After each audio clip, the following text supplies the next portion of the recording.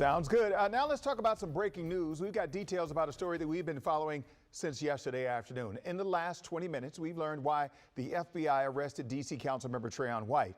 Now, according to a release from the U.S. Attorney for D.C., White has been charged with bribery.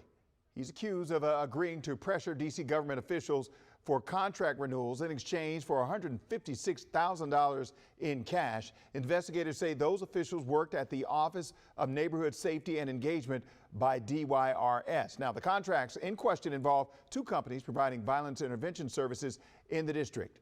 The Ward 8 council member was arrested around 2 p.m. yesterday in Southeast Washington. Witnesses tell us the FBI surrounded the area and went into an apartment complex on K Street with long guns and went up to the penthouse suite.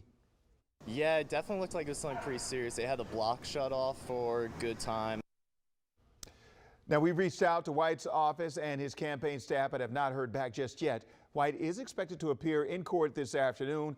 We'll have updates later this evening on the news at 4, 5, and 6. Well, in just a few hours, the Democratic National Convention kicks off in Chicago amid a very tight race. Now, this is a live look at the United Center, where President Joe Biden is set to deliver the keynote speech later tonight. But the rest of the week will be focused on the Democratic Party's future, with Vice President Kamala Harris at the top of the presidential ticket. Caroline Cummings is in Chicago.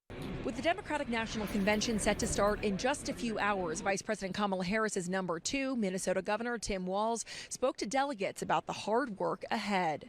We are going to leave it all on the field. We're going to knock every door that needs to be knocked. We are going to have no regrets on this. As Harris gets ready to accept her party's nomination later this week, a CBS News YouGov poll shows she has opened up a 3-point lead nationally over her Republican rival, former President Donald Trump. But she is effectively tied in the battleground states that are likely to decide the race. With Vice President Harris and Tim Walz leading the ticket, I think it's really finally showing that the Democratic Party